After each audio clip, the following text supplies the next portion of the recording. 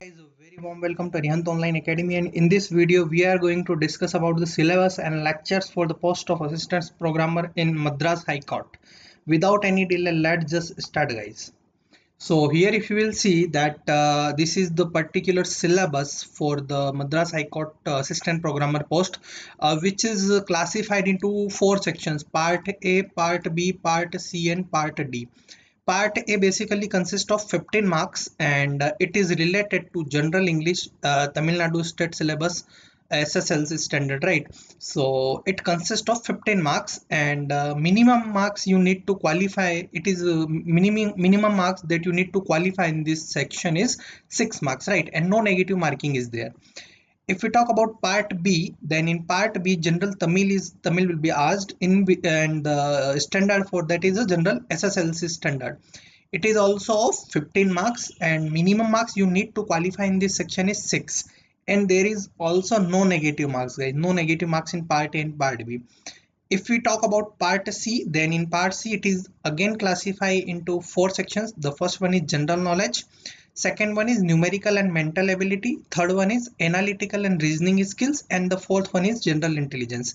Combining these four, the 20 marks criteria is there, and 20 marks will be 20 marks questions will be asked from these four sections under part C, right?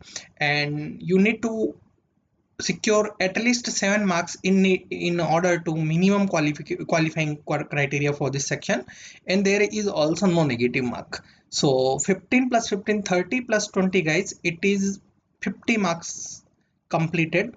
The rest 100 marks are from technical section. Rest 100 marks are from the technical part, and technical part basically consisted of four topics. The first one is basics of computer networks and operating systems.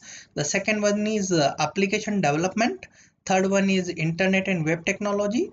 Fourth one is software tools and techniques. So the lectures of basics of computer networks and operating systems, application development, internet and web technologies, and software tools and techniques are mentioned in the description section. You can go to the description section of this video and you can watch important lectures, which is further classified into their subtopics, right? So I am going to discuss that as well, so don't worry about that.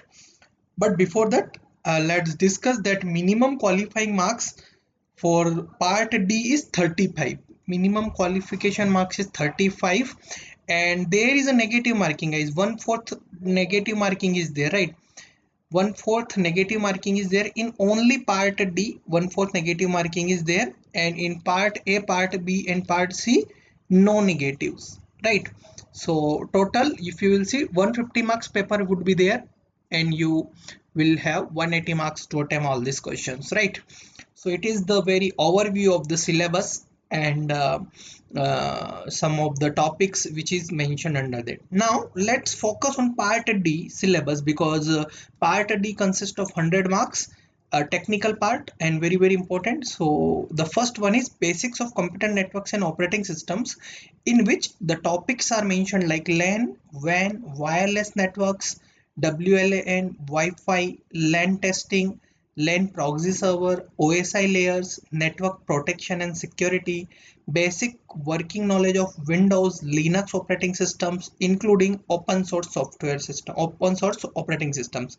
So guys, I have mentioned the link of LAN, WAN, wireless networks, WLAN, Wi-Fi, LAN testing, LAN proxy server, OSI layer, network protection and securities.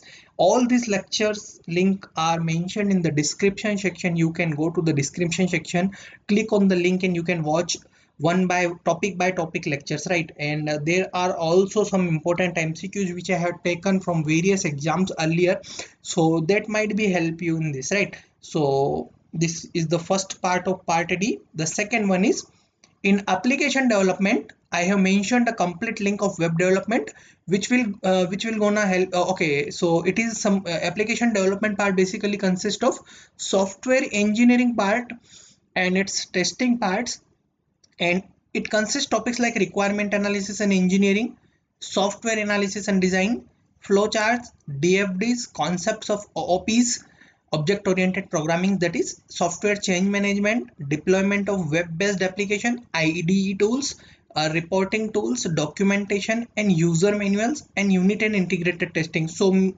most of the lectures are mentioned in our description section, so you can go there and watch these lectures and attempt MCQs, right? All links are mentioned.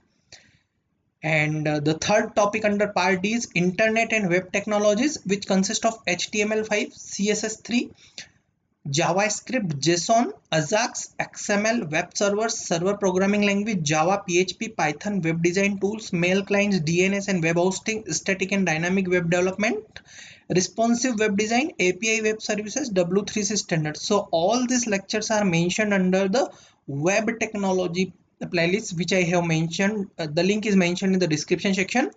And in this, what I did, I collectively collect all the MCQs that is asked under internet and web technologies, and you can attempt all the MCQ sessions under this, so that will gonna really helpful for you, because directly this kind of questions will be asked, many 100% chance guys, because these questions are earlier asked in either ISRO, BAR, PGT, KVS, NVS, IT, OPS, or like exam in under the internet and web technology section.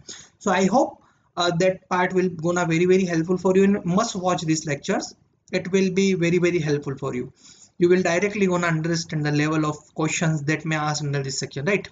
And the next one is software tools and techniques, right? So under this office tools, working knowledge of learning management system, LMS, content management system, that is CMS, document management system, DMS, database management system overview.